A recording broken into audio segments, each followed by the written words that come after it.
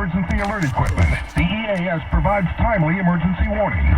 This station serves the extended Pittsburgh operational area. This concludes this EAS test. Now's the time. Let's go! Yes, bro. KDKA weekly at the Banks house or thing in Banks County. The thing in Banks County. Yes. All right, my Alright. camera's getting really hot, so I'm just gonna like stop recording.